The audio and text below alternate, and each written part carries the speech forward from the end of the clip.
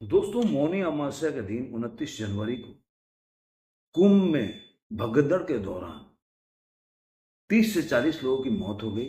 जैसा कि अगर ऑफिशियल रिपोर्ट बोले तो 30 आदमी की बता रहे हो, कई लोग घायल हैं।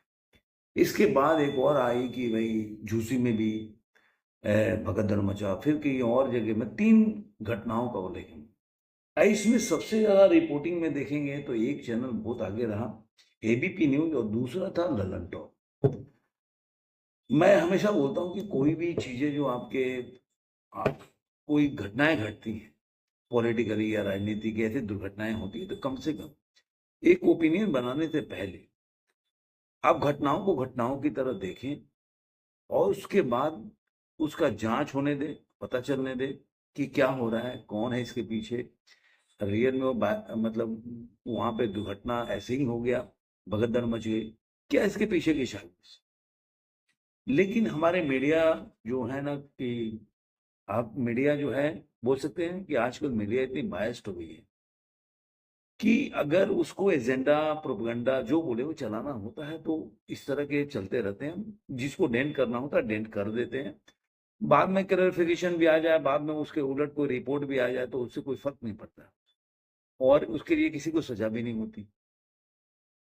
आपने देखा होगा 2002 के जो दंगा हुआ या साबरमती जो एक्सप्रेस में जो भी कुछ हुआ, उसके बाद जो रिपोर्ट है उसमें क्या खुल के सच्चाई सामने आई। लेकिन उसके पहले मीडिया ने किस तरह से एक नैरेटिव बनाया, और उसके बाद किसी को सजा भी नहीं हुई। जैसे मीडिया में अगर रिपोर्ट छापते हो तो आपका काम है, आपका जिम्मेदारी होती है कि आप चीजों को, तथ्यों को, मतलब जांच पड़ताल करने के बाद छापे, या नहीं तो बोले कि ऐसी न्यूज आ रही।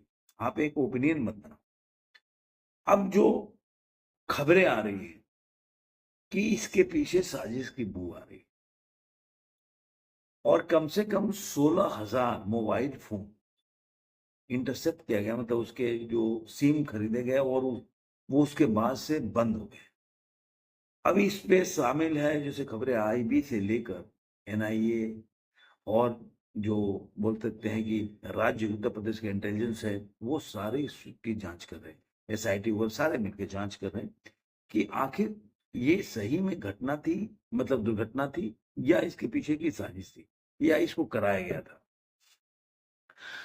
और इसमें ऐसा भी बताया कि एआई जो है, इंटेलिजेंस है, जैसे कि उसका सहारा लिया जा रहा है, उसके ड्रोन जो शॉट्स हैं, सीसीटीवी फुटेज हैं, उससे निकाला जा रहा है, खंगाला जा रहा है कि भाई आखिर इसके पीछे की सच्चाई है क्या चीज। आर्टिफिशियल इंटेलिजेंस जो बोला ना, उसका सहारा।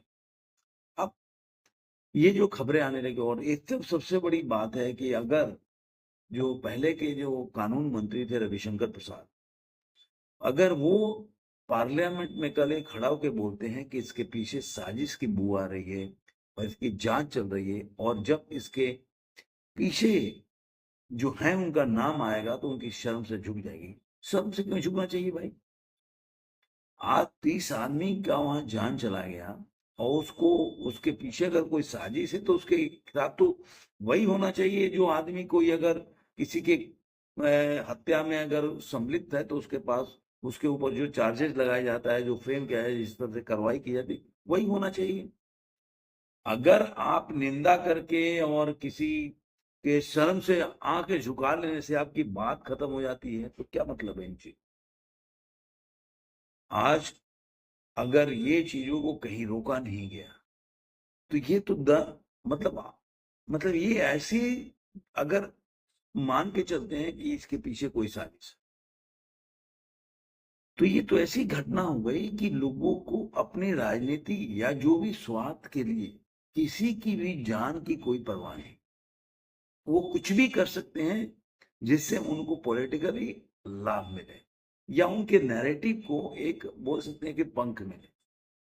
तो ऐसे लोगों को कोई ना कोई ऐसा चीज, ऐसे सजा मिलनी चाहिए जिससे कि आगे आइंदा, इन फ्यूचर, इन चीजों पर रोक लगे और इससे लोगों की जान बच सके। अगर आप केवल शर्म के चक्कर में, कौन याद करता है कि राहुल गांधी ने जब कोर्ट को गलत तरीके से कोर्ट किया, उन्होंने उसके लिए क्षमा मांगी। क्या रुक गए राहुल गांधी।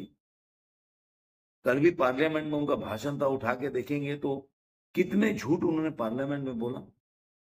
चाहे मोहन भागवत जी के बयान हो, या जिस तरह से उन्होंने हर चीज के ऊपर एक मतलब गलत गलत नैरेटिव की। चाइना ने, आर्मी का और प्रधानमंत्री का जो ओपिनियन है दोनों डिफरेंस है। चाइना के जो डोकलाम हुआ था उसके ऊपर, तो किस तरह से उनको कोई तथ्य नहीं, तो आखिर इस तरह का नैरेटिव क्यों चलाया जाता है? तो आखिर रोक कैसे लगेगी कि जनता को गुमराह कैसे किया जाए?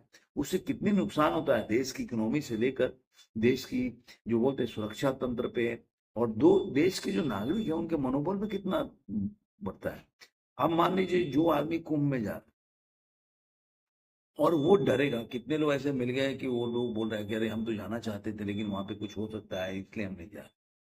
आखिर क्यों?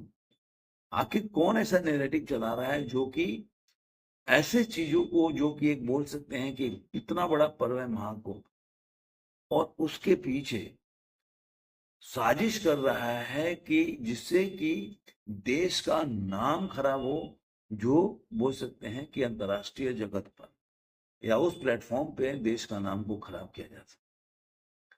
तो आखिर इससे उस हासिल क्या होगा देश को? केवल हम किसी का विरोध कर दें, केवल हम बता दें मीडिया में जाकर के देखो भाई वो तो गलत साबित हो गया, वो तो ऐसा बोल रहा था, उससे वो घटनाएं तो दूसरी घटना आएगी, उस पे भी ऐसा ही होगा, तो घटनाओं पे तो रोक लगेगी नहीं। तो आखिर इस पे रोक लगाने के लिए करना क्या चाहिए?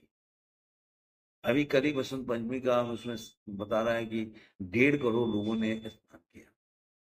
उसके अलावा उस पे योगी आदित्यनाथ अपने टीम के साथ, जो डीजीपी हैं और सारे जो पुलिस के टीम है उनके साथ बैठकर वो काफी मतलब सीसीटीवी का मॉनिटरिंग कर रहे थे लाइव।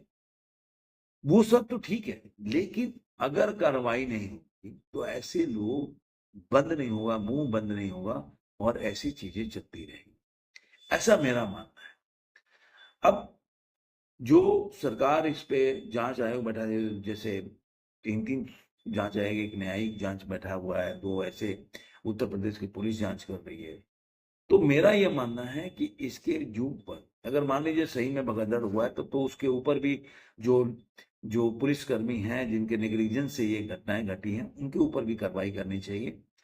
और अगर कोई इसमें संलिप्त है, जैसे कि कई वीडियो आ रहा है जिसमें कि एक वीडियो है जिसमें कि अखिलेश यादव जिंदाबाद के कुछ जो कुछ लोग हैं वो लोग नारा लगा रहे हैं, और यही बताया जा रहा है कि ये लोग भगदड़ में शामिल हो सकते हैं।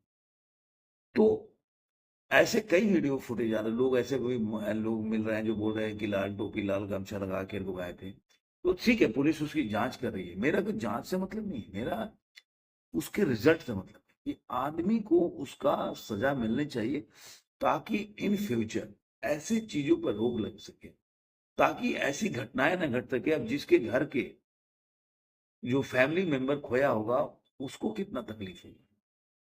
ऐसे लोग तो निंदा करके निकल जाएंगे, उनके ऊपर क्या वो कार्रवाई नहीं होनी चाहिए कोर्ट के तहत? जो कि एक आदमी किसी की हत्या कर देता है, उसके ऊपर 30-30 आदमी की हत्या किया, कितने लोग घायल हैं, तो इसकी कार्रवाई तो कठिन होनी चाहिए कि एक मतलब एक एग्जाम्पल सेट होना चाहिए कि फिर दोबारा ऐसे कोई कोई कार्रवाई नहीं कर पाए। आपको ये वीडियो कैसा लगा जरूर कमेंट बॉक्स में बताइएगा, फिर मिलेंगे ऐसे किसी वीडियो में। आज के लिए